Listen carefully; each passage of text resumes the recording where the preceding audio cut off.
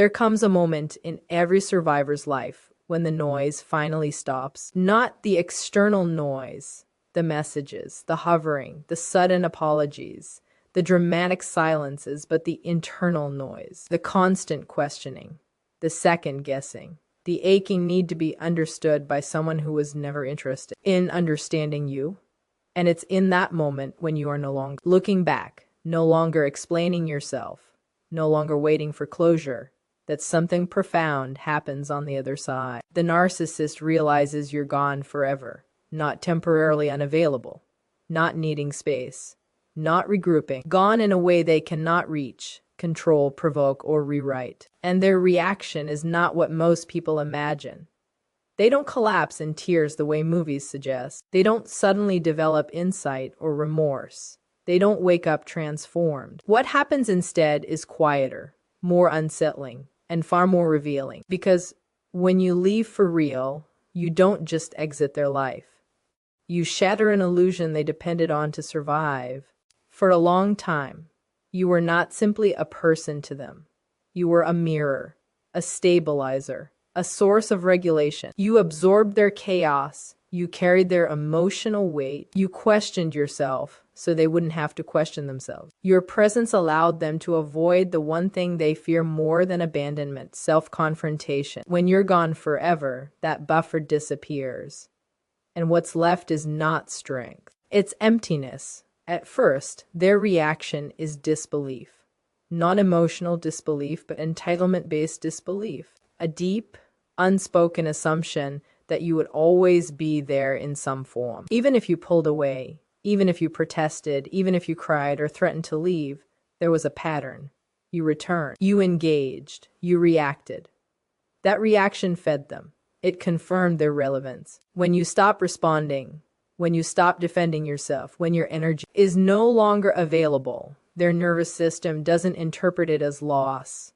It interprets it as a glitch, something that isn't supposed to happen. So they test it. A message, a subtle provocation, a memory drop, maybe kindness, maybe cruelty, something designed to get a rise out of you. And when nothing comes back, confusion sets in. Not sadness, confusion. Because their internal world is built on the assumption that other people exist to respond to them. Your silence is not peaceful to them. It's destabilizing. This is where the hidden reaction begins. They don't miss you the way healthy people miss. They miss the function you served, the regulation you provided, the identity you helped prop up. And when that's gone, they experience something they're not equipped to process, exposure. Without you there, their inner emptiness becomes louder. Their shame becomes harder to outrun. And instead of turning inward, they turn strategic. You may never see this, but it's happening. They replay interactions not to understand you, but to regain a sense of control. They rewrite the narrative so that your absence doesn't mean they were left. It means you were defective, weak, ungrateful, lost. This isn't delusion, it's self-preservation. Because if they allowed themselves to see that you left because you grew, healed, or chose yourself, then they would have to face the truth that they were unable to grow with you. That realization is intolerable. So their hidden reaction is not grief. It's collapse avoidance. They may replace you quickly, loudly, almost theatrically. New supply, new energy, new story. On the surface, it looks like they've moved on effortlessly. But what's really happening is panic. They are trying to plug a hole you used to fill. And the more permanent your absence becomes, the more frantic that replacement cycle gets because no one else fits the way you did. Not because you were special in a romantic sense, but because you were trained, conditioned, slowly shaped to respond in ways that kept them afloat. When that's gone forever, their sense of power takes a hit they don't talk about. There's also anger, but not the explosive kind you might expect. It's a cold anger, a resentful one, an anger rooted in the fact that you broke the unspoken rule. You were supposed to stay available. You were supposed to remain reachable. You were supposed to keep caring. When you don't, it threatens their belief that they are the center of other people's emotional worlds. Your permanence forces them to confront a reality they work very hard to avoid, that people can leave and still thrive. And here's the part that matters most for you. Your silence, your absence, your lack of explanation does something nothing you ever said could do. It communicates finality, not as punishment, as truth. And that truth lands whether or not they admit it. They feel it in the loss of leverage, in the way they can no longer predict your reactions, in the way your life continues without reference to them. This is why your healing is not loud. It's not dramatic. It's not announced. It's lived. And that's what makes it powerful. You see, narcissistic dynamics thrive on engagement, on intensity, on reaction. When you remove yourself completely, when you stop orbiting their moods, when your nervous system recalibrates to peace instead of vigilance, you don't just protect yourself, you end the cycle. And ending the cycle is the one thing they cannot control. Their hidden reaction includes something else that rarely gets discussed, a sense of being outgrown. They may never articulate it, but on a deep level, they sense that you access something they didn't. Awareness, boundaries, self-respect. And while they'll dismiss it publicly, privately, it creates a comparison they cannot win. Because growth requires accountability, and accountability threatens their entire structure. So they double down on superiority, on dismissiveness, on pretending you never mattered. But the intensity of that dismissal is the tell. Indifference doesn't need to perform. If you truly didn't matter, they wouldn't need to erase you so aggressively. What they feel when you gone forever is not love lost, it's control lost. And that distinction is crucial because it frees you from the fantasy that you could have fixed it if you stayed longer, tried harder, loved better. You were never failing. You were outgrowing a system that depended on your self-abandonment. And now something else is happening, something far more important than their reaction. You're learning what life feels like without being constantly scanned, evaluated, or emotionally managed. Your body starts to relax. Your mind becomes clearer. Your intuition gets louder. You begin to recognize how much energy you were spending just to keep the peace. And with that energy returning to you, your worth expands. This is why walking away permanently is not cruelty. It's clarity. You don't owe anyone access to you, especially not someone who only valued you when you were depleted. Your absence is not revenge. It's the natural consequence of choosing yourself. And while they may never admit it, your departure marks the end of a dynamic that relied on your silence, your doubt, and your hope that someday they would change. The truth is, they felt safest when you were unsure of yourself, when you were explaining, justifying, waiting. The moment you stopped doing that, the power shifted, not because you took it from them, but because you reclaimed it. And that's the part that lingers for them long after you've moved on, long after you've built a life that doesn't revolve around damage control, long after you've stopped wondering if they miss you. They are left with the knowledge buried deep, rarely acknowledged that someone saw through the illusion and chose peace instead. That knowledge doesn't destroy them, but it haunts the structure they built to avoid themselves. So if you ever wonder whether leaving quietly mattered, whether disappearing without explanation had impact, whether choosing no contact was too much, understand this. Your finality was the message. Your healing was the answer. And your absence became the boundary they could not cross. You didn't lose them. You left a version of yourself that no longer exists. And in doing so, you stepped into a life that doesn't require you to shrink, perform, or survive someone else's emotional instability. That is not just growth. That is freedom. What truly unsettles a narcissistic individual when you leave is not the loss of love, intimacy, or even companionship in the way we typically understand those things. It's the loss of control, and that distinction matters because it reframes the entire dynamic. Control, in this context, isn't always overt domination or cruelty. Often it's subtle, almost invisible, woven into routines, emotional expectations, and unspoken roles. Over time, you became someone whose reactions were predictable, whose presence could be relied upon to stabilize their inner world. You explained yourself. You adjusted your behavior. You carried emotional weight that wasn't yours to see. And in doing so, You became part of the machinery that kept their psychological structure intact. From a psychological perspective, this matters because narcissistic functioning relies heavily on external regulation, unlike individuals who can tolerate self-reflection and internal conflict. Narcissistic personality is organized around avoiding shame at all costs. Shame is not experienced as a passing emotion. It is experienced as a threat to identity. To keep that threat at bay, they need others to absorb it, deflect it, or distract from it. Your engagement, even when it was painful or defensive, served that purpose. Every argument, every attempt to clarify your intentions, every moment you stayed emotionally available reinforced the belief that they were still central, still in control of the emotional field. When you leave permanently, that system collapses, not dramatically, but structurally. The levers no longer work. The familiar strategies no longer produce the desired response. Silence, in this case, is not passive. It's active in its consequences. It removes feedback. And without feedback, control becomes impossible.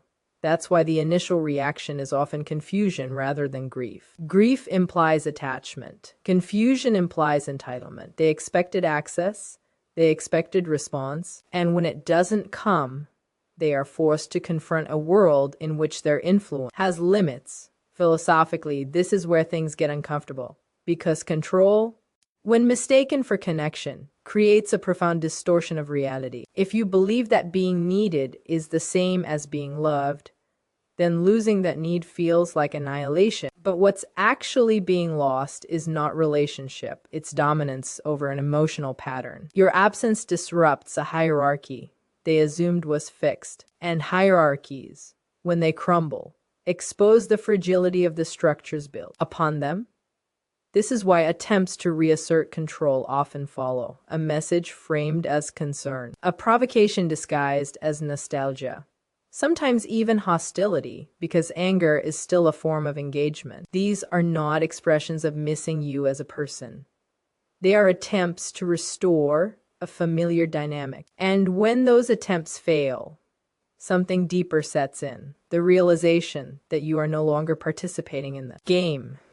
That realization is destabilizing because it forces an encounter with the self they've been avoiding. Without you there to reflect back a sense of importance, they are left alone with their internal emptiness, and emptiness, when unacknowledged, is terrifying. It's much easier to believe that you were ungrateful, disloyal, or weak than to consider that someone chose to leave because they were growing into a more integrated, self-respecting individual. For you, understand, this shifts the moral burden you may still be carrying. You didn't abandon someone who loved you. You exited a system that required your self-erasure to function. And systems that don't mourn.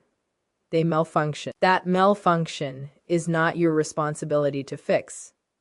The deeper lesson here is about agency. When you reclaim your agency, you disrupt unhealthy patterns, not through confrontation, but through withdrawal. You stop reinforcing what harms you.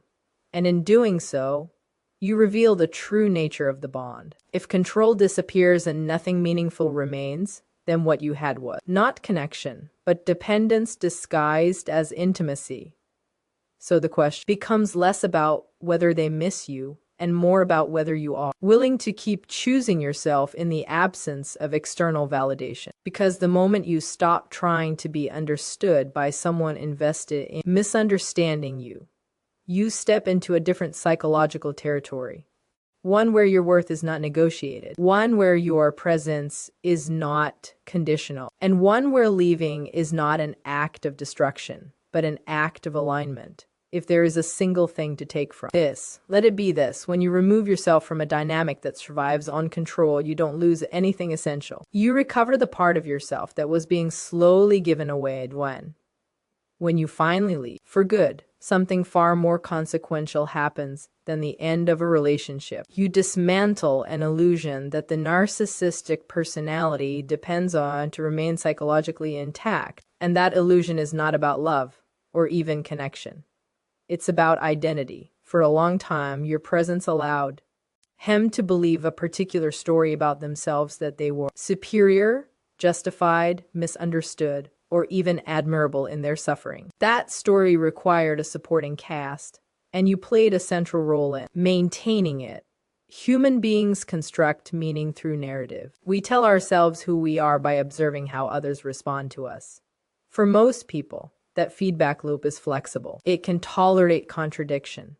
It can incorporate failure.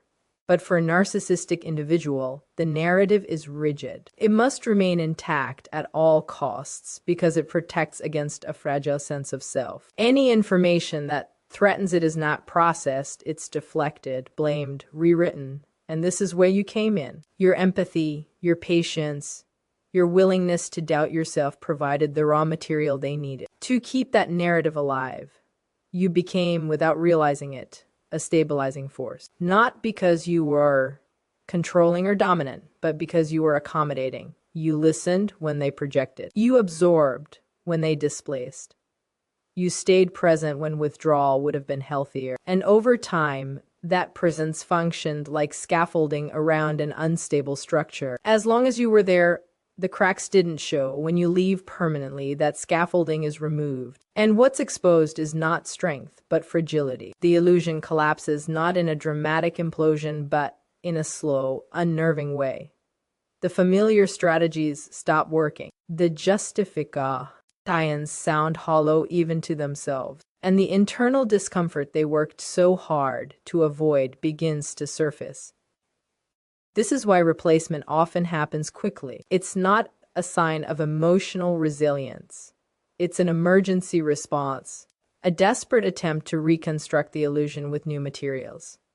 But illusions built on avoidance are always temporary. No new person can replicate the specific role you played because that role was shaped over time through mutual interaction. You were trained, in subtle ways, to respond predictably. And predictability is essential for maintaining control.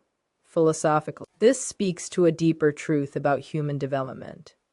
Growth requires voluntary confrontation with one's own limitation. It requires the willingness to say, there is something here I don't understand, and I am responsible for facing it. Narcissistic structures are organized around the opposite principle.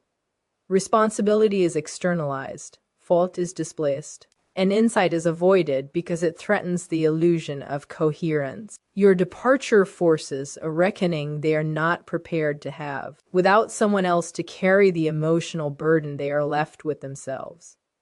And that encounter is profoundly unsettling. It's not that they suddenly gain insight, often they don't, but they feel the absence of regulation, the loss of a buffer, the quiet pressure of unresolved shame pressing in from the edges. For you, this understanding is crucial because it reframes your role. You were not failing to love them properly. You were participating in a system that required your diminishment. And when you stepped out of that system, you didn't cause harm. You revealed it. The collapse of the illusion is not an act of aggression. It's a consequence of truth entering a space built on denial. There is also something deeply ethical about choosing to leave. Staying in a dynamic that depends on illusion perpetuates falsehood for both people involved. Leaving, though painful, creates the possibility, however remote, that reality can reassert itself. And even if they never take that opportunity, you do. This is where your responsibility ends and your freedom begins. You are not obligated to maintain someone else's sense of self at the expense of your own integrity. You are not required to remain a character in a story that erases you. By walking away, you reclaim authorship over your own narrative. And that act, quiet as it may seem, is profoundly disruptive to systems built on illusion. Because truth doesn't argue, it doesn't explain. It simply withdraws its participation. If there's one thing worth carrying forward, let it be this: when you refuse to uphold a false narrative, you don't just protect yourself, you create the conditions for something real to emerge. And that choice, made consistently, is the foundation of a life built on meaning rather than illusion.